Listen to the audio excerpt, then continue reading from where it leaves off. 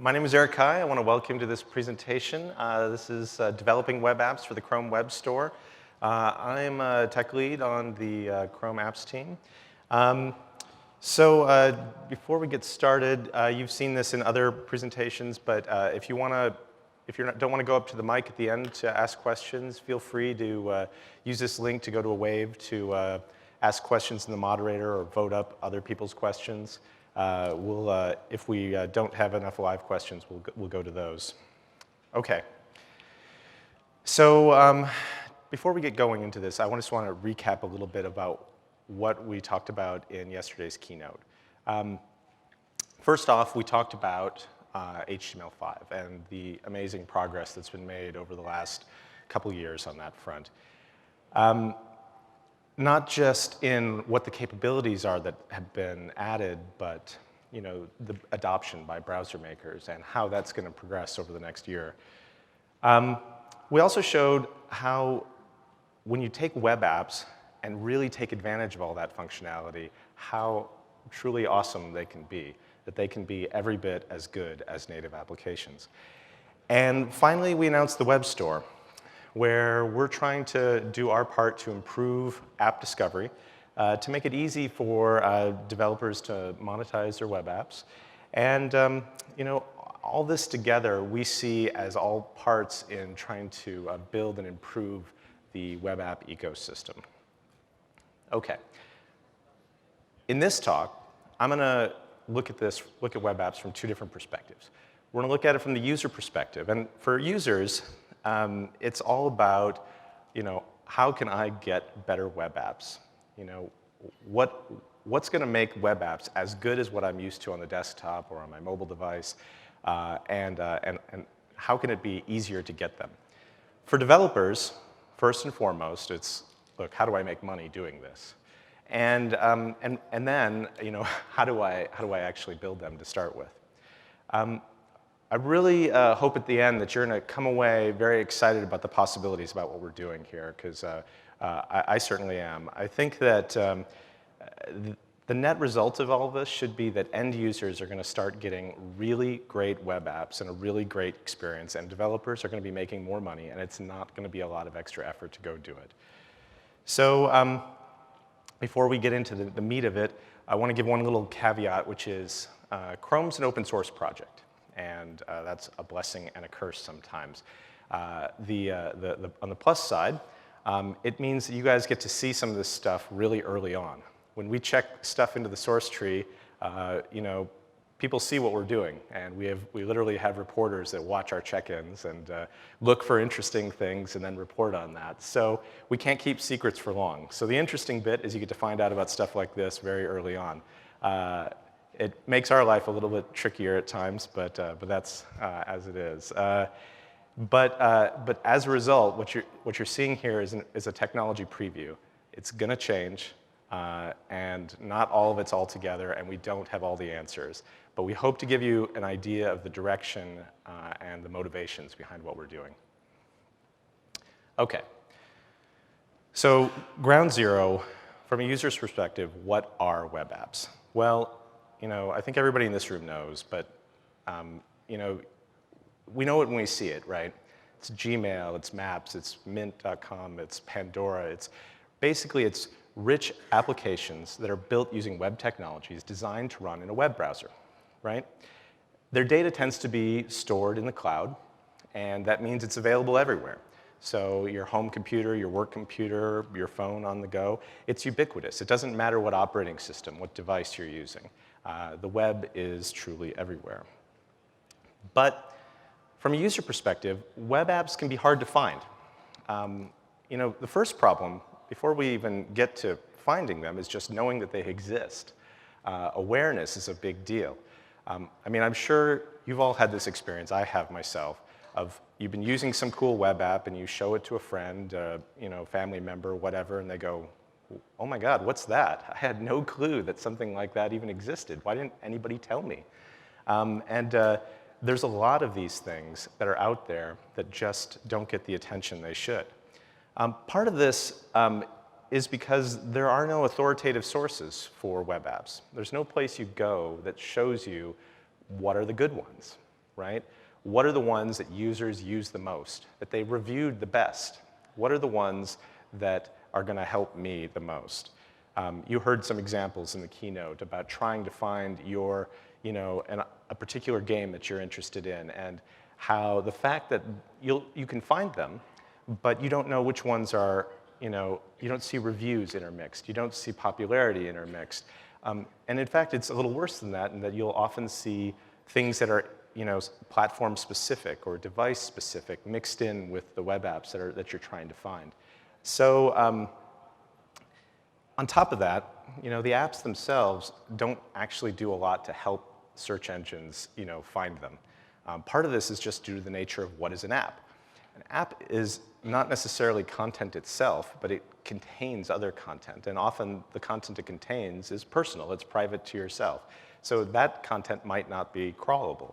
The web apps don't necessarily have a lot of information to crawl that describes what they are, that helps the search engines reinforce what's, the normal tricks that they use to find things.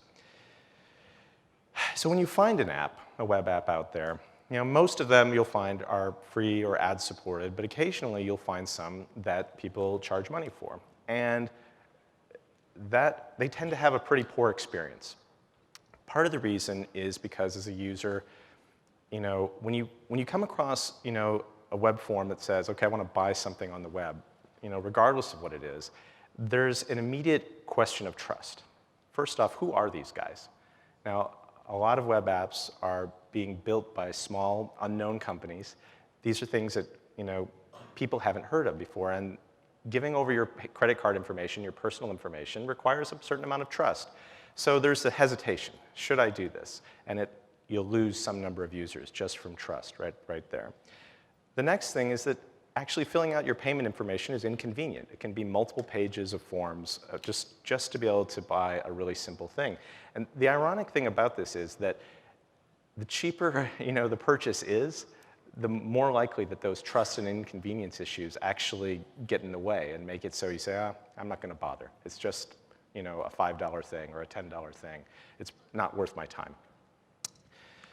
So, okay, so now let's say you get a web app. We've gotten past some of those hard to find, hard to buy questions. But once you get a web app, if you look at how they interact with browsers today, it's not ideal. Web apps, sort of by definition, are special to users. These are the things where you've got your data in, your time in. You're using it as day-to-day stuff. It's important to you. But the browser doesn't make it particularly important. It treats it just like any old page. So if you look at this browser here, can you tell which ones are the web apps? Which ones are the ones that are important to me? Now some of you might recognize a few of the icons, but as you get a lot more tabs, even that becomes hard to find.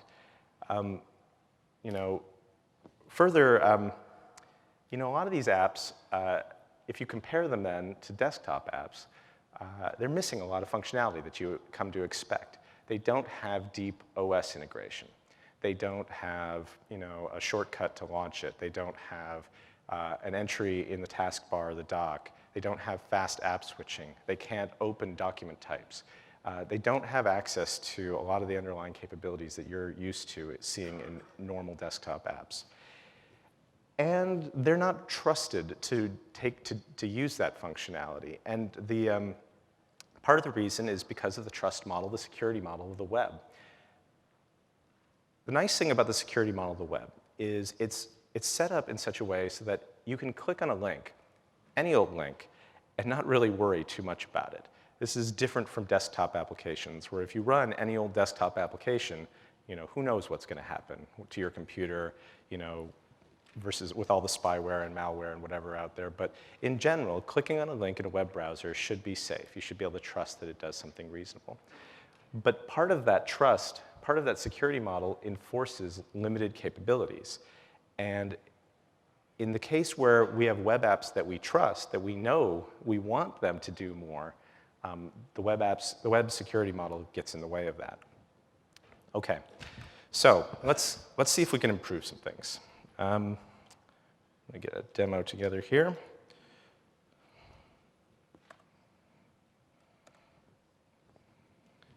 See if the technology cooperates with us.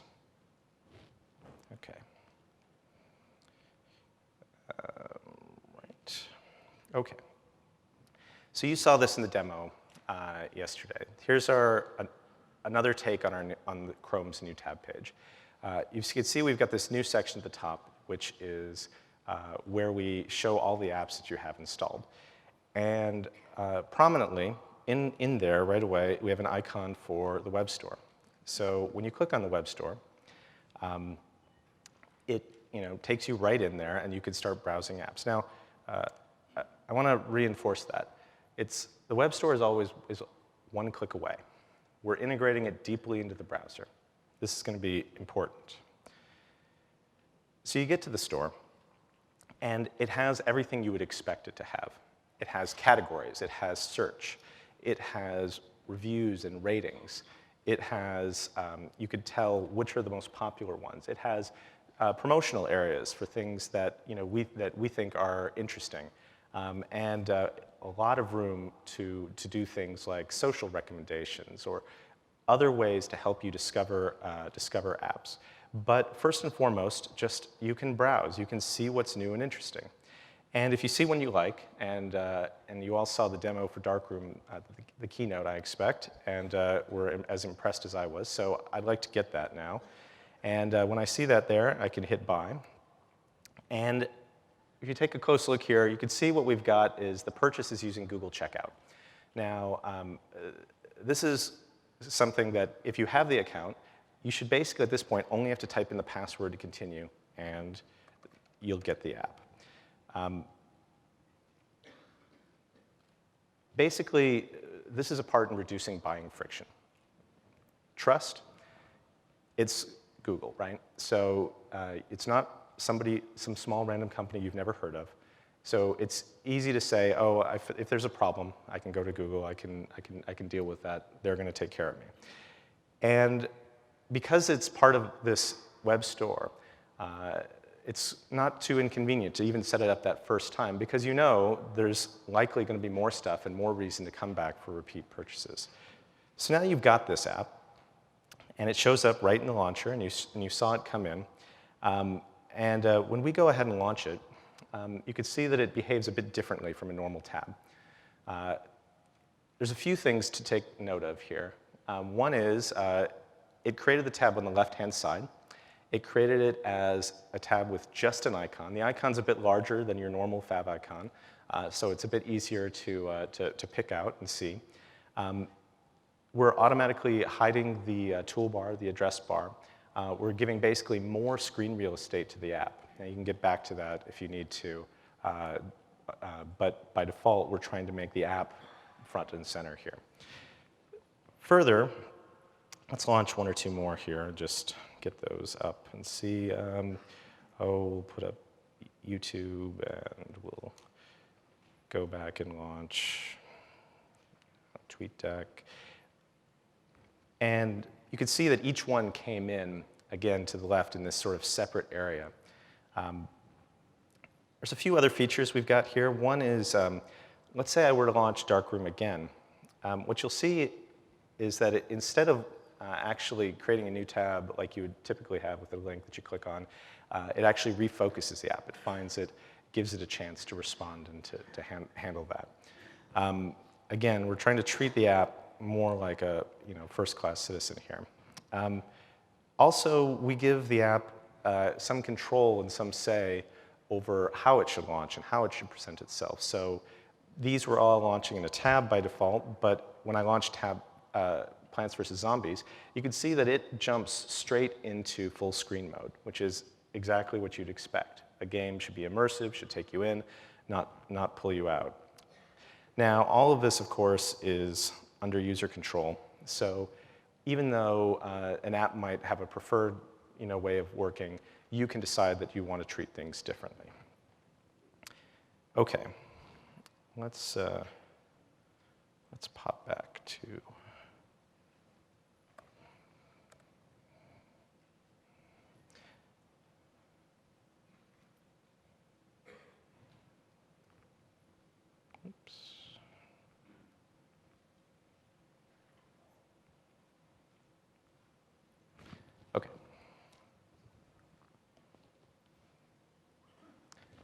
So let's talk about money. Now, obviously, this is the big question: is how do we make money with web apps?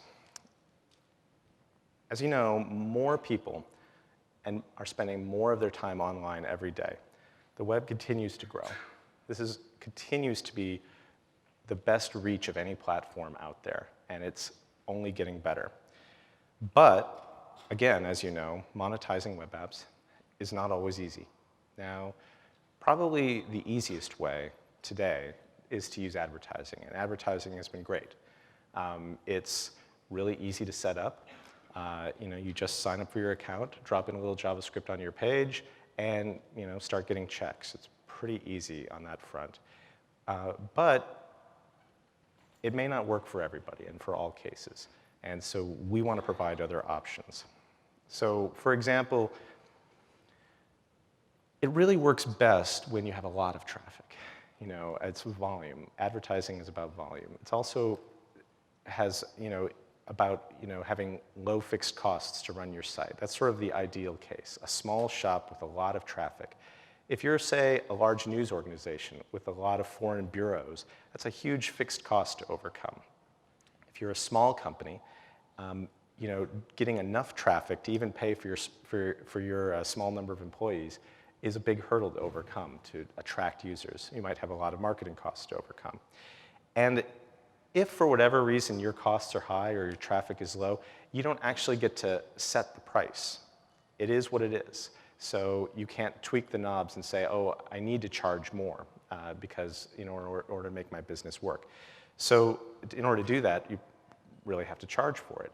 So let's look at what it takes to actually sell your web app today. Okay.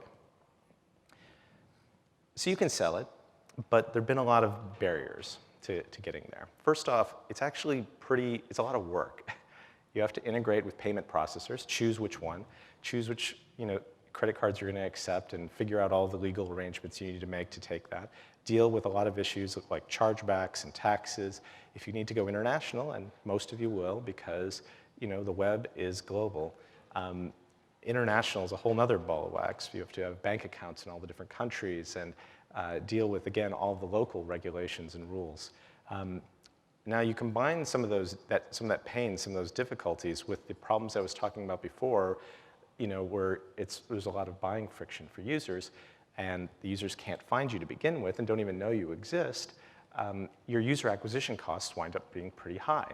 You have to do big marketing campaigns to draw people there, and because every user counts, and you're trying to make it all work, the common decision is made is to try to be as broad as you can in terms of which browsers you're going to support and which features you're going to support. That means that you aim for the least capable browser.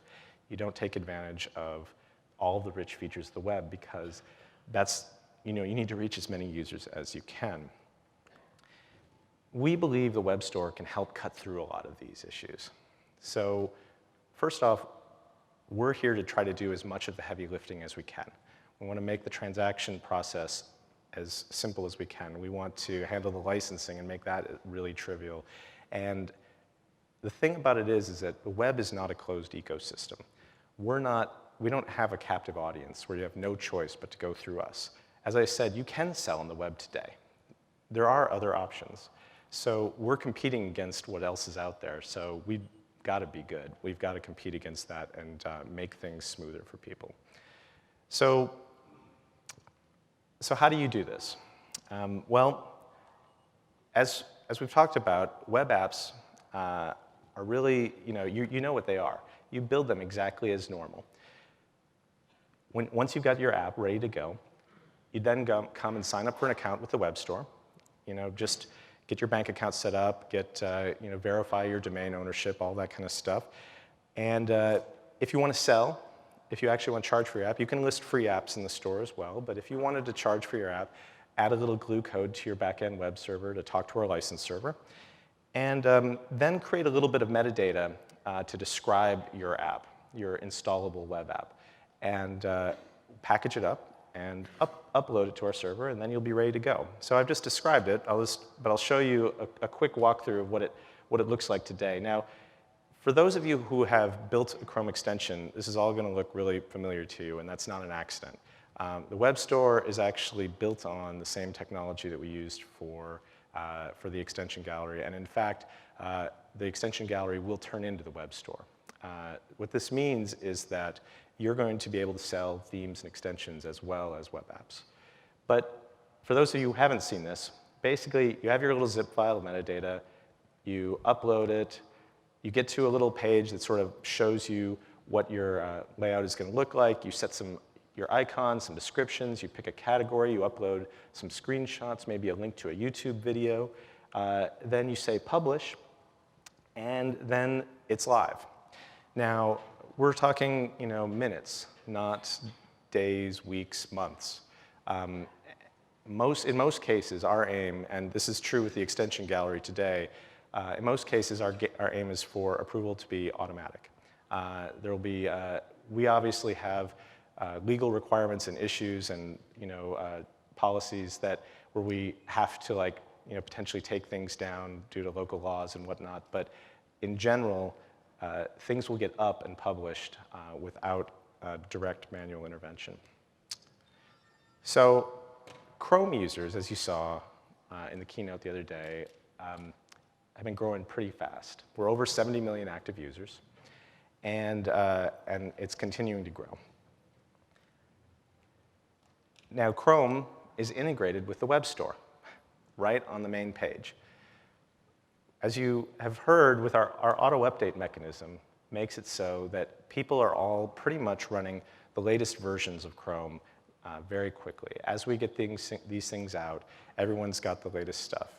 So when the stable channel push goes out that has all this stuff sometime later this fall, everybody will have that web store icon in their browser. And we'll have a lot more users than that at this point. So that's a lot of users we're guiding straight into the store. So this is lower purchase friction. This is easy to find, easy to buy. Google's going to be putting a fair amount of marketing effort into the store. We're going to be helping to promote your apps. All of this is going to translate into a net lower cost of user acquisition for you. Now, on top of that, Chrome, as you know, has all the latest HTML5 features in it that you could want. New stuff coming down the road like WebGL. Existing stuff like all of the great CSS transitions. I think what I'm trying to get at here is that this is a lot of users and it's growing. And you don't have to target the least capable browsers anymore. You can take advantage of the best features and make your apps awesome. And you can make money doing that. This is all part of the web app ecosystem, right? And it starts with you, the developer. I hope we're convincing you that it's worthwhile to really step back and build your cool new HTML5 application. It's really easy, so you put it on the store. And as you know, all the users all those Chrome users are going to be coming to the store. And some of them are going to find your app, love your app, give it good reviews, and give you some money in exchange for the app. And as we know, money for a developer makes a happy developer. And hopefully convinces you to make more apps or make your apps even better. And we're adding more users all the time, but more apps are going to draw even more users. And of course, more love and more money. I think you get the idea. This is all a virtuous circle. It increases competition, increases app quality, increases user happiness, and all around. So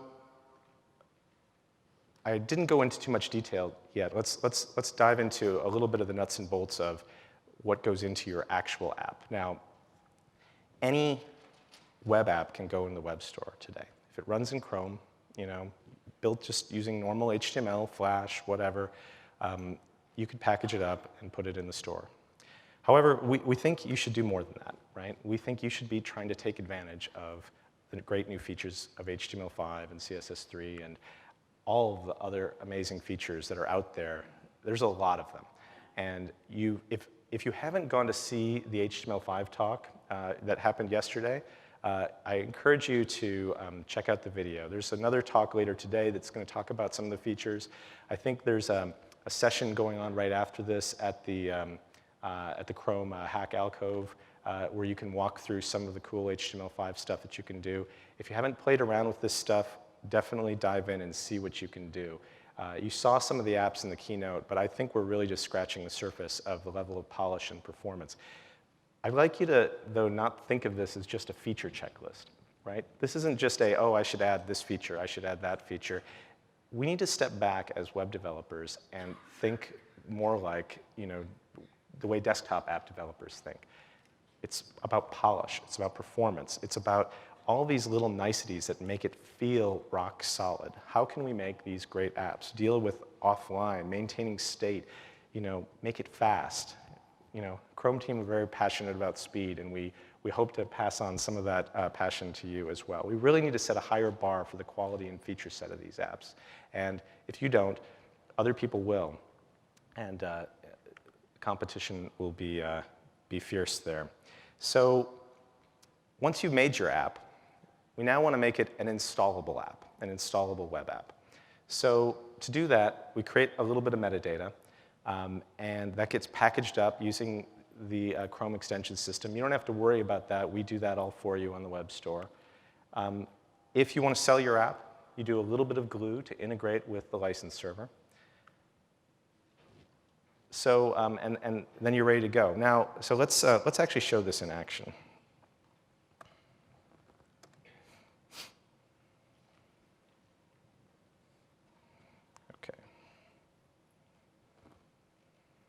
So I've got a little app here that you've probably heard of before. Let's see. So actually, let me increase the font size here. Now, hopefully that's good enough for you to see. This is just a little bit of JSON. It's very simple. There's not a lot to it. We have a name, we have a version, we have a list of icons. We have a launch URL, and that's really about it. That's all the metadata we need to describe it. You also saw that we had a set of icons that came with it that helps us display it in all the different formats. So in order to develop it against this, as I said, the technology here is built on the Chrome extension system. It's kind of an implementation detail. I wouldn't get too hung up on it right now. All this is, oops, typo. All this is in progress and probably will change to get a little more app specific. But for now, we're demoing it using this, the extension system. So to do that, what you do is you just load the directory to load the metadata in. And this will behave just like you bought the web app from the store. You can see we now have our Google Maps app sitting there ready to go. And we launch it, and it has the app tab and its nice icon, and it's there, and it behaves just like the app we got from the store. And really, that was it. Just that little bit of JSON, that extra icon, and that was all it took to define it. Now, what about richer capabilities? Some of the additional features that we might want to add. Well, one thing that I don't know if everybody is aware of, but actually, Google Maps added geolocation support not long ago. And there's this little icon here on geolocation-enabled browsers that if you click on, will cause you to jump to your current location. But you can see here that actually what it did is it put up a little info bar on top that says that maps.google.com wants to look at your location. Is that OK? And the user has to opt in, has to say, yes, I trust this site to do this. So that's great. This is, again, back to the trust model, the security model of the web. We don't want any old random page to be able to see my physical location without me saying it's OK for that to happen. But I've installed this app. I've kind of given my signal that I trust it. And the gallery will tell me up front what the app can do. And users have reviewed it and helped me out to know that this is a trustworthy thing. So I want to let it do this implicitly. Now, if we, let's see. Let me show you sort of a worst case thing that can happen here.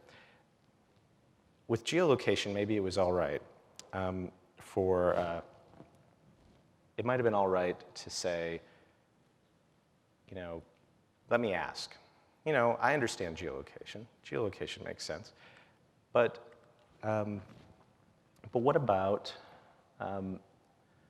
if I wanted to use a few more features? If I wanted to make a rich app that really took advantage of everything, well, you could see it could get pretty crazy. Prompting the user for every single little thing that it wants to do could get out of hand. And there are a lot of rich capabilities coming to HTML and the web. And a lot of this is being driven by the phone makers. Some of it's going to be driven by what's happening in Chrome OS, and basically our desire to make web apps more capable. Things like access to your webcam. Again, you wouldn't want a random web page to do that without you getting into it. But some of these features are actually, some of the things we want to add don't necessarily make sense to even ask you, don't necessarily make sense to prompt. Sometimes because they're really trivial things. Sometimes because they're very hard to explain. Imagine, say, for example, a website wanted to check your idle state. They wanted to see whether you're stepped away from your computer.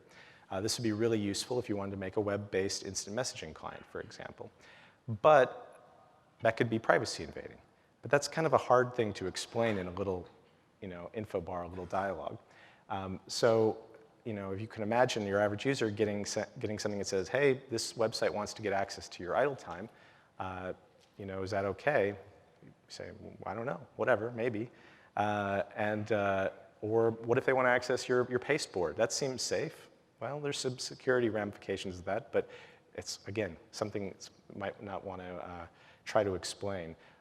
So there's a lot of these things coming, and we want to make the trust model simpler. So let's go back and see how we could do that.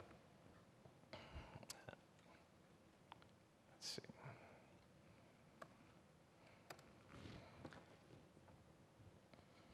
All right. So we have our geolocation app here. Oops.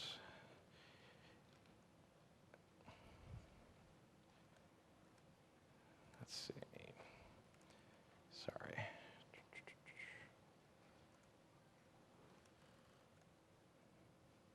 Right. Let's open up our manifest again. And what we're going to do is add one additional field here. Again, this will be familiar to people who played around with the extension system. We're going to add a geolocation permission.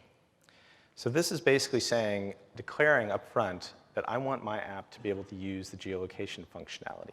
So this will get exposed in the gallery to people, knowing that this app uses this feature. And then when I want to debug this, try it out again, we just reload it, launch it. And this time, when I click on the geolocation thing, you can see it jumps right to my location without prompting me.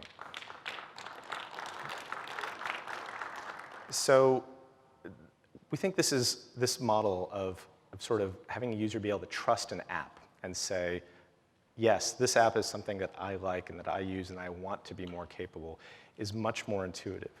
If you've thought at all about security, you know that asking users to answer complex security questions isn't good security. It's also not good UI. And asking users a lot of security questions is even worse on both of those fronts. So our hope is that this simplifies this, yet keeps the security model intact. By the way, the other thing to note is it also simplifies removing these permissions, removing these capabilities. Because if you think about 20 different types of features that you might have granted to any old website, what's the user interface for that look like? Well, there's going to be some options panel somewhere in an advanced setting that says, here's a list of all the sites that have access to geolocation. I want to block this site and deny this site or something. Or here's all the sites that I've ever granted any permission to at all, and now I need to browse each one and individually select it. In this model, you just uninstall the app. All the permissions are gone. You don't have to think about what did you grant, what didn't you grant. It's just all taken care of in one fell swoop. Okay.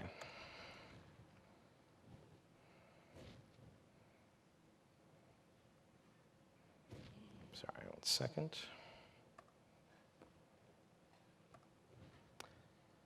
Technology, it's great. Okay, so let's recap a little bit. So from a user's perspective, we're talking about getting great apps, that they're easy to find, that they're more capable. From a developer's perspective, it's easy to build. We're already doing it. It's easy to make money. It's easy to sell. There's lower cost of users. Basically, the net effect should be, we've got more options, basically. You can keep doing things the way you do, but now things are more discoverable to users. You can take advantage of the latest features and not worry that you're not reaching enough users. So, okay, this is a meeting, and nobody likes getting action items in meetings, but I'm going to give you guys a few. So the first thing you should do is, if you haven't already, is go check out the FAQ that we've set up. This tries to answer some of the obvious questions about how this is all going to work and what's happening there. This is also, by the way, the location that the store is actually going to show up at when it goes live. Check out the technical documentation. Just see what's there. There's not a lot to it. As you saw, it's very simple. So what's up there today is very minimal. And also, as I told you before, this is early on, so it's going to change. But keep an eye on that. And then go build a really cool app. Now, or convert your existing app to use the cool HTML5 features you've seen at Google I/O here.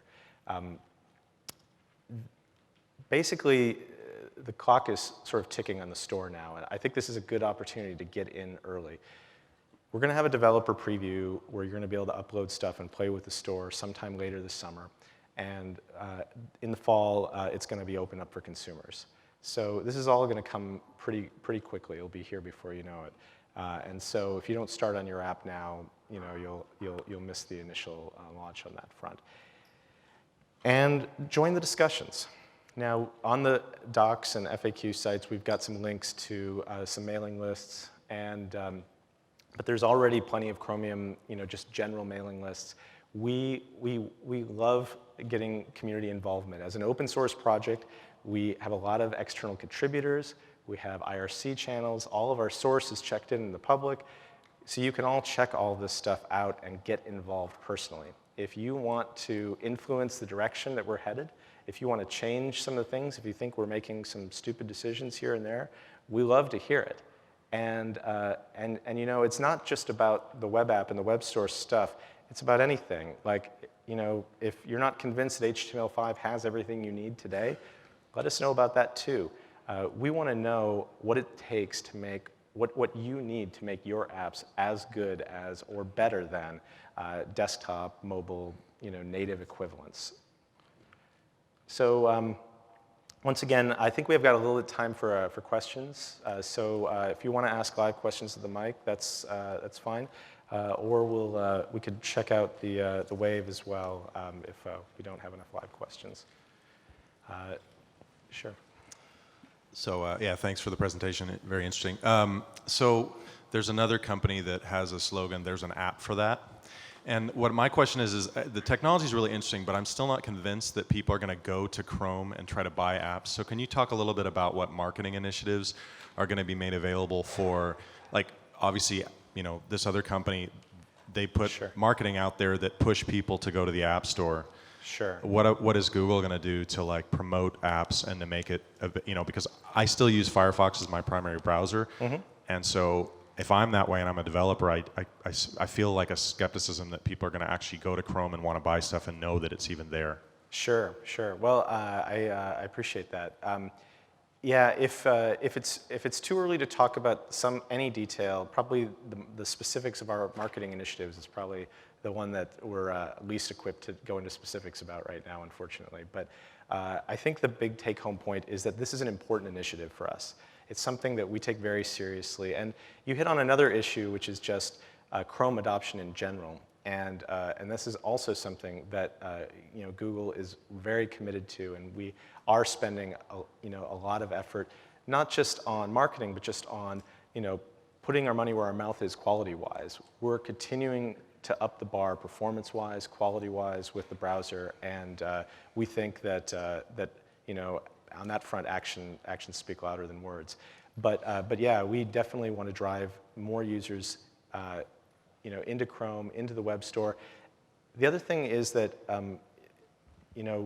these apps, I tried to make this clear before, but this is a question we keep getting from people is, will these apps run in other browsers? And the answer is absolutely yes. Step one, start with a web app. And we're encouraging you to make a modern web app. So maybe you'll only run in modern web browsers, the latest Firefox, Safari, Opera, Chrome. But these apps should run in other browsers.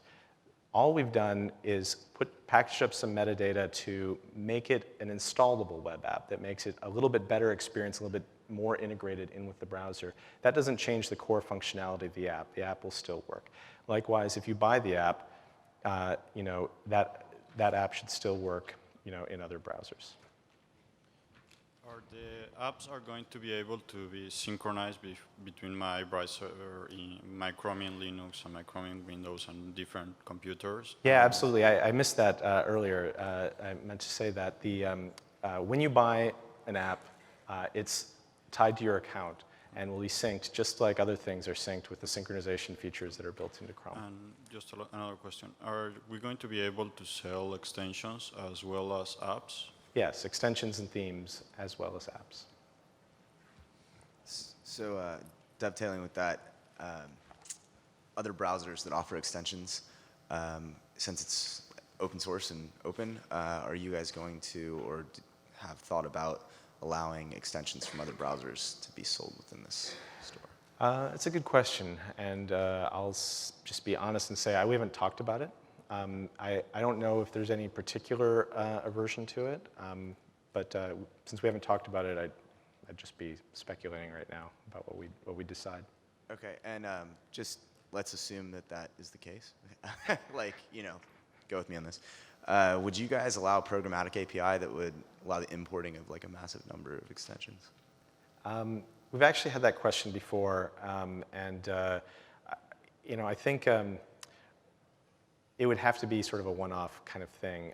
It's not something we want to look at on a general basis, probably, just because the potential. We want to limit the potentials for spam and for other sort of things. But I think we'd be open to, especially assuming we were willing to look at other extensions systems. Then yeah, it makes sense to consider that. Okay, cool. I had two questions for you. Is there any plans to include gadgets in the store at all? What do you mean by gadgets? I Google gadgets. Oh, not at this time. Again, it's mostly that right now. I guess I shouldn't answer it that way. I should say we haven't talked about it. So I'm on the Chrome team, and we've been focused on the things for Chrome in particular, and we just haven't chatted with the iGoogle folks about that. But there's certainly the opportunity once we have the infrastructure in place to consider selling other things like other extensions or iGoogle gadgets or whatever else. But right now we're focused on apps, extensions, themes for Chrome. Okay, and sorry, my second question is, in the billing model that you're releasing, will it support variable recurring based upon usage, as an example? So we definitely think that lots of billing mechanisms are going to be critical and important for the web. Subscription systems, in-app payment, group bulk purchases. These are all things we want to do. At this time, I don't know if we have timelines for exactly what's going to roll out when, which functionality is going to be there. But in your first release, will there be a form of recurring? Like I said, at this point, we don't know from a timeline perspective, from a rollout perspective, which payment options are going to be in yet. So we'll try to get that information out as quickly as we can, but we're still working through it. Okay, thanks. Mm-hmm. So hopefully you'll be available at office hours, because I have a number of questions. But sure, there are office hours for Chrome just upstairs. Actually, they've already started now, so it's from now till, 4 or something. Awesome. But the one question then that I think could actually be more valuable for an audience to maybe hear is, handling issues regarding transitions into this storefront. So you may, for instance, already have a web page. I mean, as you said, that one of the big features of this is that your existing site is, in essence, an application. And a lot of users are going to want to be able to utilize the functionality, such as the little icons in the upper left and the easy extension, the easy capability, automatic allowing, etc. But if the user's already been using our site and has already paid for it, in essence, because we've been using existing payment models, is there going to be some mechanism by which we can tell you this list of Google accounts should be authorized for this app so that people don't feel almost like, oh, I should have waited that extra month to get the app once it hit the Chrome store, because now I'm never going to be able to get that icon? Sure, sure. I could totally see the use case you're talking about. That's a great idea. It's a great suggestion, and that's the kind of feedback we're looking for. So I think the best thing I could suggest on that front is to get involved in the mailing list, the discussions, and toss it out there, or even file a bug directly. Because you know, that's the kind of feedback that's going to help us really make this great at, by launch time. Right, thank you. I was just wondering if you could speak to the experience that the user will have when they're downloading the app, and then I guess it'll be like Android. You say to them, hey, we want to know your location. We'd like to store offline data. And then they click that one time, what you did basically to bypass that. Is it going to be like the Android phone, or perhaps you could just describe that experience? Sure. So we actually want the security, there's two answers to that. So one is you can look at how the extension system works today if you've installed the Chrome extension. And in some ways, yeah, it does behave similarly to the Android model, where there's a set of capabilities that it takes advantage of, and it says those up front at install time. However, we actually think that, that in many ways, the permissions that we're talking about for web apps are inherently a bit more safe than the extension system. And so we want to make it an even lighter weight system for granting those permissions. So the permissions will likely be part of the gallery listing page prominently displayed, but aren't necessarily going to be part of the direct install flow. As you saw right there, it was essentially, aside from confirming the account, it was really a one-click thing to get it in there, and we don't want to really interrupt that unless it's really necessary. So if there's higher end security features or permissions that they need, then we'll start looking back at it. But for now, the ones that we're looking at, we think can be handled by the gallery by itself.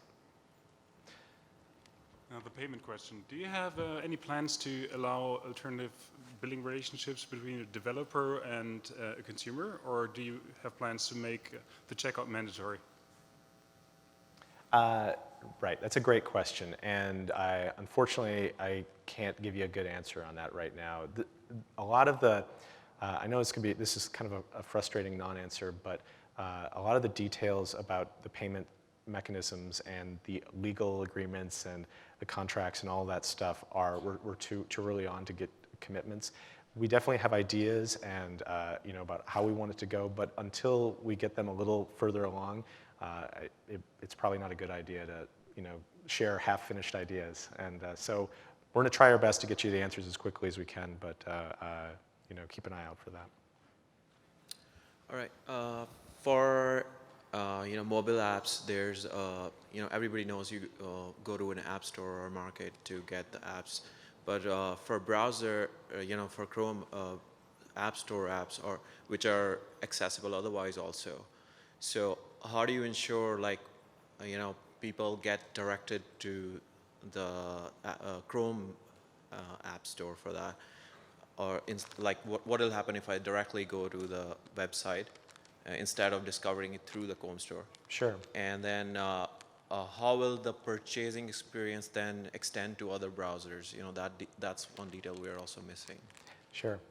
So I'll take the first part first. I think to some degree how your app behaves when a user comes in who hasn't necessarily bought the app yet is going to be up to the app developer to figure out exactly what they want. We're definitely going to have a way to link back in and to say, okay, you're now in the app and we want to have you be able to complete a transaction. Say, I've tried the app, I like it, now I want to buy it, and have that fall through into the store. But how that's going to work exactly, we're not ready to go into details yet. The second part about purchasing in other browsers, I think that we're definitely open to that idea, but I can't speak for the other browsers. Some of it involves just stuff that they would need to implement in their browsers, and we'd certainly want to encourage that and want to work with them to like help make that happen. But we're just starting our discussions with them about how this is all going to work and what the format should exactly look like, and if they're even on board with the idea on the whole. So until we have more to share on that, it has to come from. We'll have to hear what they say, I guess, is the short answer for that. Can you speak about integrating with Google App Engine, what you have to do with licensing server? Sure. So you're talking about the enterprise apps marketplace? So yeah, you mentioned that there had to be some glue on the back end. Yeah, it's a good question. So the enterprise apps marketplace is definitely serving sort of a different need, a different goal. It's more about organizations who are using apps for your domain, and want integration with Google Apps, and we're on the flip side trying to aim more at consumers, finding. Oh, sorry, I'm not talking about the enterprise. I'm talking about Google App Engine. So if I wanted to make an app for just regular users, not in an enterprise domain. Oh, so, but having the App Engine integrate with the license server, we want to make that as easy as we can, and for sure. And you can pretty much rest assured that there's going to be sample code and stuff built in. I mean, ideally, we'd love to make it even just sort of a one-click thing of like package up my app and have a wizard that gives you like, here, okay, you're missing this icon, and here's which URL do you want to start at, and what, and have it all be a one-stop thing where you can just configure it and go. But again, that's wish list, and I can't say timing-wise when that's going to exactly happen. But there certainly will be sample code out there that will be easy to integrate into App Engine. Okay, thank you. So I have two questions. First one is if you're making a device that has device value that isn't made it to standards yet, would you say that it's a better approach to try and port native client and do web apps that integrate with native client, or to port Android onto the device and use the add JavaScript interface, do web apps in Android that will let you, and then you build your native capabilities as a .so? I'm sorry, I didn't fully follow what you were. So there seem to be two different approaches here. The Chrome approach, you put Chrome and native client onto the device and get native capabilities into your web apps that way, or to port Android onto a device and use Android, the web view package in Android has add JavaScript interface, which lets you basically transmit intents and activities from the Java domain into the JavaScript. And sure. Well, look, I mean, I'll just caveat this by saying that I'm not an Android developer, so I don't know necessarily all that much about what they're doing. But what we're talking about is primarily web applications, right? And so these are things that if they run in Chrome, then we can you can list them on the store and sell them that way. Now, there are advantages to building native apps, right, on the device. And if you're aiming at a mobile phone, a particular Android phone, maybe you want to build an Android app. I guess it depends on your goal. If you're trying to hit a wide variety of devices, something which will run on different OSs and different browsers, take advantage of larger screens and desktops and whatever, then Chrome and Chrome apps and web apps for Chrome, that's going to be more what you want. So I guess it's hard to answer your question because it's so app specific about what it is you need and what your capabilities are. The goal is probably to build the most future-proof platform Sure. for delivering applications across a heterogeneous ecosystem. Sure. Well, I've got my own opinions about what that would be, and but I'm sure the Android people would have like their own opinions as well. So Okay, maybe we should talk about this in the sandbox, because my next question was about security models for native client integrated into. Sure. And that again. Okay. Yeah, we can talk afterwards.